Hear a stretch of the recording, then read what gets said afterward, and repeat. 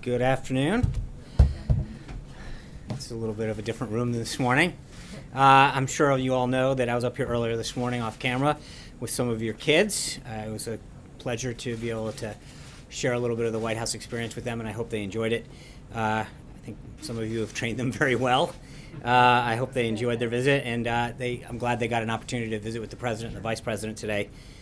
We have a bunch to talk about today about what the President's been doing, and he's got an executive order coming up, so we're going to try to get through it all. This morning, the President welcomed the President and Mrs. Macri of Argentina for an official visit. As you know, the President and the First Lady of Argentina just left, so we will have a readout for you very shortly on that. We've got at 2 p.m. the President will be signing a memorandum on aluminum imports and threats to national security, so we'll try to keep this briefing on time.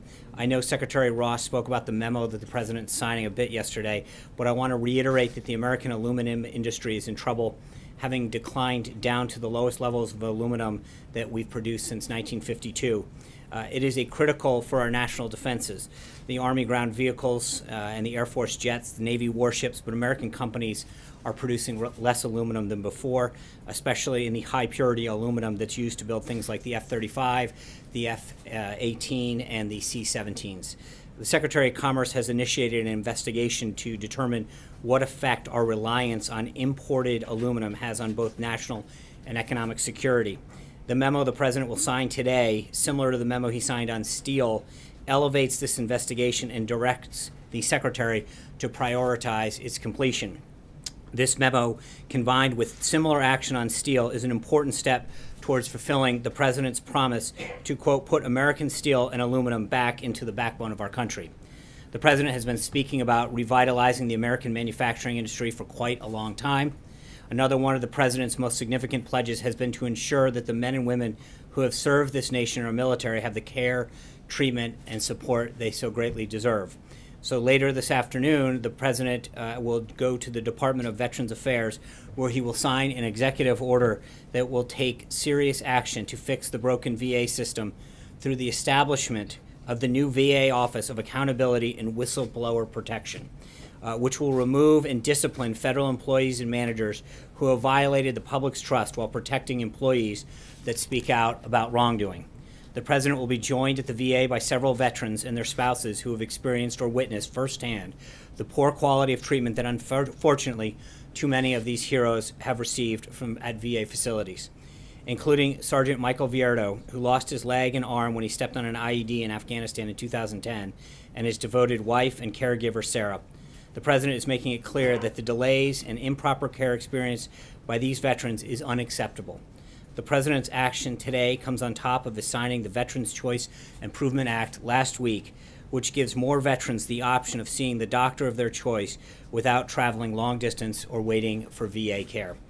These actions, which are only the beginning of his plans to modernize the VA, the President is making it clear that the Trump administration will not accept anything but the best for those who have served our nation. Today, as with every day this week, as we approach the 100th day in office for this President, he is continuing to follow through on some of the biggest promises that he made to the American people. On Monday, he hosted a working lunch with members of the United Nations Security Council, reiterating his dedication to making America a leader in the world. On Tuesday, he prioritized the protection of the farmers and ranchers of America's heartland by establishing the Interagency Task Force on Agriculture and Rural Prosperity. Today, he took several important steps to review massive federal land grab by the previous administration under the Antiquities Act and egregious for federal overreach. That was yesterday, actually. And today, as I mentioned, he's taking action on trade and veterans. As we speak of trade, I know last night you saw a readout of the President's call with President Peña Nieto and Prime Minister Trudeau. As the President just said, the President and the Prime Minister called him and asked him to renegotiate NAFTA rather than terminate it. The President has a great deal of respect for these two countries and their leaders, and he said that he would hold on the termination while we negotiate a better and fairer deal for America and its workers. But the President also made it clear that if the parties are unable to agree on a deal that is fair for American workers and companies after renegotiation, giving renegotiation a good shot, he will move forward with termination. And with that, take some questions. Yeah. What changes in NAFTA does the President hope to achieve through the renegotiation? Well, I think when you look at the various sectors, it's obviously being a multilateral agreement.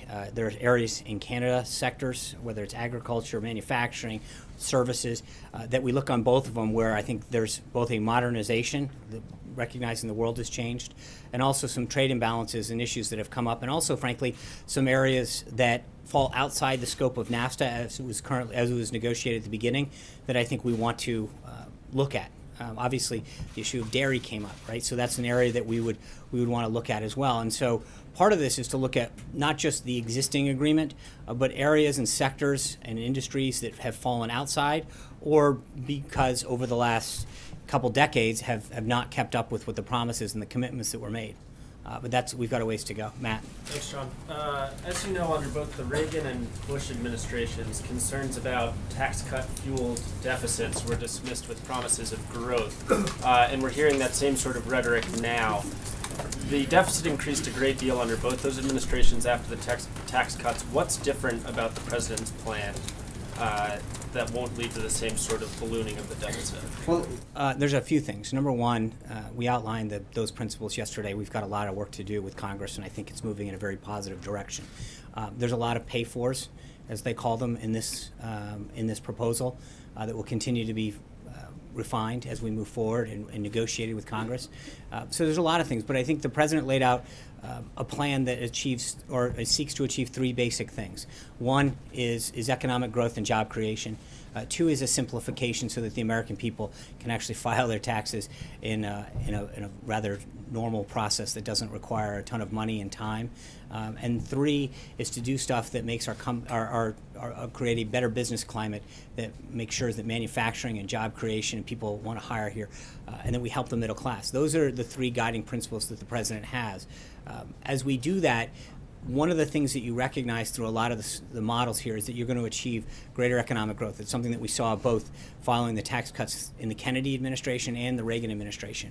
I think that we can achieve greater growth, economic prosperity, and job creation under the plan that the president laid out. John.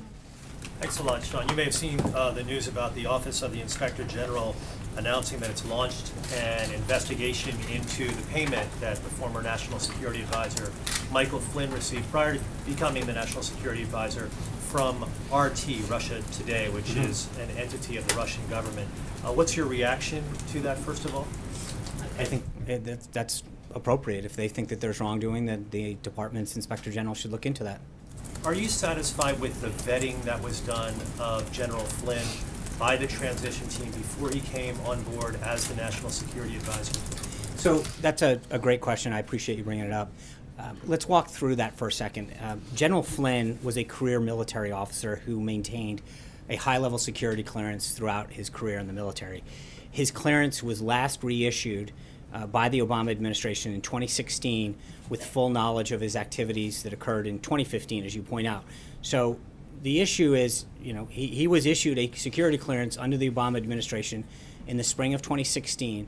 The trip and transactions that you're referring to occurred in December of 2015, from what I understand. So, obviously, there's an issue that, as you point out, the Department of Defense Inspector General is looking into. We welcome that, but all of that clearance was made by during the Obama administration, and apparently with knowledge of the trip that he took. So that's how the process works, and I welcome the Department of Defense's IG's review. Jordan. If he wasn't fired by the president if he wasn't fired by the president for lying to the vice president, would he still have the job today, right here at the White House? I will just say that I think the president made the right call at the right time, and it's clearly paid off. Jordan. Thank you, John. Given the progress that congressional Republicans have made on the health care talks, does the president want a vote on that bill this week? He wants a vote when they have 216 votes, and I feel very good about the progress that's being made to get to that number. And I think Speaker Ryan's comments this morning indicate that it's moving in the right direction, and that should be good news for everyone in America as we move towards a system that creates a health care system that serves us and that makes sure that premiums don't skyrocket like they are now, and that we're able to see the doctors that we want to see and have plans that have competition in them. Amen. If there's no vote this week, the president won't be disappointed. I think the president wants a vote and wants a health care system as soon as possible, but that's going to be dictated by the Speaker and the Majority Leader and the Majority Whip in the House when they feel they have the votes. That being said, as we've now maintained for the last several days, we feel very positive about the work that's being done to get to that and the reaction that we're having. As you recall, there was a lot of members that had initially had some problems, and we're very pleased with the reaction, the public reaction that they are having to what is currently been negotiated, and I think it's only getting bigger, and that's welcome news. Amen. Thanks, John. On the president's tax plan, we've been getting a little bit of mixed signals here on exactly what his vision is in terms of retirement savings. Can you lay out what the president's vision is for 401ks and particularly tax deductions surrounding those? Does the president imagine removing those deductions entirely along with the other deductions, or is he going to protect those? So the Secretary of the Treasury and Director Cohen yesterday both talked about that the current plan right now both protects charitable giving and mortgage interest, and that's it. As we move forward with negotiations in the House and the Senate, that plan will continue to flesh out. But one of the benefits of the tax plan on the individual side in particular is by expanding the standard deduction to $24,000 for a married couple. That really effectively creates a bracket of zero taxes for many, many Americans, and that's good news. We're going to see more and more Americans get some relief that they so desperately need. These tax deductions, though, of course, comes with its own group, its own lobby, its own interest group. Yes. They fight very hard for these things. Are you guys prepared for a battle on all those tax deductions, eliminating all of those? I mean, politically, that's a big lift. Well, I think the one interest that the president's going to fight for are the American people and the American worker. That's what he made his entire campaign about, is putting America first, and he's going to fight hard. His special interest is the American people and making sure that whether it's putting more money in their pocket or making sure that the economic growth leads to more jobs and greater manufacturing, that's the one interest that he's fighting for every day. So we'll do battle with whoever we have to achieve a greater outcome for Americans and American workers. Zeke. General Flynn. General Flynn. First, you said earlier you emphasized the Obama administration had reissued his clearance last year. Yeah. So, is the implication there that we should be taking that if the Trump administration was the one adjudicating his clearance this year, he would not have been issued that clearance? Now that the White House knows everything that there is about General Flynn. No, I think I'm just making sure people understand the process and how it works. And the way a process works is that if you have a top security clearance, you fill out a form. There's an investigation done. You are reinvestigated every 5 years if you are able to maintain that clearance. And whoever owns that clearance, whether it's the FBI or the Department of Defense, goes out, does the investigation. In between that period, you're responsible for updating the information that you've provided in accordance with the agency that issued that. My only point is that when General Flynn came into the White House, he had an active security clearance that was issued during the Obama administration with all of the information that's being discussed that occurred in 2015. So I guess my only point is to explain how the process works and who adjudicated that. So you're not implying wrongdoing on the part of No, the that's why the Department of Defense Inspector General's looking into this to see how that process works. But I think it's important for folks to understand that when someone applies for a clearance, they get that clearance. It's issued at the top security clearance level for 5 years, and that the person who has been issued it then has a legal obligation to update the issuing agency any variances in what they supplied as information to obtain that clearance. Finally, when you were here on February 14th, the morning after General Flynn was fired by the president, you said that the president asked him to leave the White House because of the situation regarding the phone call to Russian ambassador and the vice president, but also, quote, a series of other questionable instances. I was hoping now you can provide some more information now that more, some of his financial dealings in particular are now have come to light. Is that what led to his termination at the White House? I think we addressed it at the time, and I think but that's right. And I think the president made the right decision at the right time, and he continues to stand by that. Major. Following up on a couple of things that have been brought up to you today. John's question, not the process, but your own vetting, meaning the transition. Are you satisfied that met the standard that should have been met with Michael Flynn? And are there any regrets that this White House has about bringing him in, knowing what you know about him now, and seeing the behavior that would be plainly inconsistent with the standard that candidate Trump set during the campaign? Well, with respect, you're saying our process. The process is every government employee who's eligible for a clearance goes through the same process. So it's not, we don't have a unique That's not process. the only question you asked Michael Flynn. Couldn't possibly be the only thing you asked him. When someone comes in, the question is, do they have a clearance? If not, they apply for one. And if they have one, then the clearance is made available from the issuing agency. That's, you can't, the whole reason you have a clearance is so that someone is found whether or not they're. As you just said, Zeke, it was not just the episode with the Russian ambassador, it was other instances. Those things have come to light. Any regret about bringing him in? I would just say the president. Have this done, and knowing what you know now, did you miss something and you regret bringing Michael Flynn in? I think the president made the right decision at the right time, and it's been pretty clear that he you know. He regrets bringing No, Flynn in. I'm just saying he made the right decision, and I think we looked forward from that decision, and the decision stands. On the question about, 'cause Gary Cohn, the Treasury Secretary, left us with the implication yesterday when asked about retirement savings that they were protected. What you just said is indicated they might not be. Can you help us understand? I can't. Let me get back to you on that. I was not clear on that distinction. I will have the Treasury folks read that out for you. So General Flynn came in with just Hold on. the Obama administration vetting, is that right, Sean? That's how okay. Because that's the impression you're giving. It is. That General Flynn came in and he walked through the door with just the clearance that was conducted by the Obama administration. That doesn't make any sense. Sure it does. The same way that when you applied for a credential to the White House press briefing room, when you were here, hold on, hold on. Let me explain the answer to you, Jim. Calm down. The kids have gone. And I'm trying to answer it, Major. This is the answer. When you applied, hold on, listen. When you applied to come here to this briefing room, as a member of the press, you applied and you filled out certain forms with the Secret Service to have your background run. When I came in here on January 20th, the people that had been cleared the day before were cleared on the 20th, the 21st, and et cetera. We didn't rerun your background. We trust that when you were cleared the first time, whether if you were cleared on December 15th or January 20th, that you were still, that your background check still cleared. Every individual came into this White House, either applied for a security clearance or had one. Everyone in the government goes through the same SF-86 process, every single person. And so why would you rerun a background check on someone who is the head of the the Defense Intelligence Agency that had and did maintain a high-level security clearance? That's it.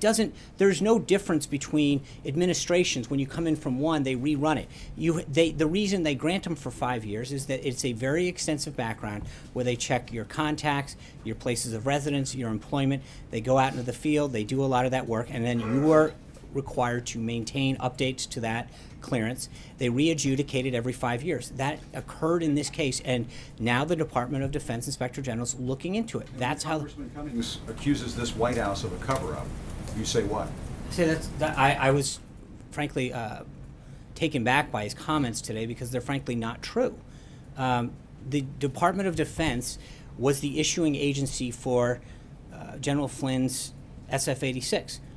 We referred them to the Department of Defense, who owns and issued his security clearance, and they got a copy of it. That's how the system works. The documents that he requested, he received. So, with all due respect, he got the documents that he requested. Our job, they sent a form letter to multiple agencies asking for a copy of this. What we did was properly refer him to the issuing agency and department and said, this is where you got it, and he got Are it. there no other documents that you have at this point that could be turned over to this committee Well, that would he be asked relevant for, to this he asked, investigation? not that I'm aware of at this point. What they sent to us, they asked for the SF-86. That we referred them to the Department of Defense. That's great. 2 is they asked for a contract, all copies of his speaking engagements from a speakers bureau. I believe he was referred to the Speakers Bureau for those contracts. And 3 is they asked for all foreign contacts that he may or may not have had. Since the incident occurred that they're questioning before his employment of the White House, I think we've complied with every document that they've looked for. Caitlin. Thank you. 2 questions. 1, does the president still feel that Mike Flynn should seek immunity? I think Mike Flynn should do what his counsel advises him best to do. But what does the president? I have not asked him, but I believe that General Flynn should do what his counsel advises him to do. Adam. Secondly, Yeah. the president said he wants to start renegotiating NAFTA as soon as today. That's Has right. he notified Congress about that yet? We've been in communication with Congress for a while on this. Yes. Adam. Thank you, Sean. The president tweeted this morning about Puerto Rico. Mhm. They're going to begin defaulting on their debt May 1st Right. without some kind of solution. there are millions of investors in the United States, senior citizens, who may not be aware that they hold funds within muni bond mutual funds that expose them to a default in Puerto Rico. Is there anything the White House should do or the administration can do, one, to safeguard those senior citizens and their investments, and two, to prevent an increase in cost to states and municipalities that may have to pay more to borrow when they access the muni bond market if Puerto Rico defaults? Right. I think there's the issue itself is extremely complicated in the sense that the president's tweet and the president's discussion revolves around the continuing resolution to fund our government. Our government needs to be a continuing resolution effective this Friday. The president has done everything possible, worked extremely hard with Congress to ensure that we maintain the government open, keep the government open.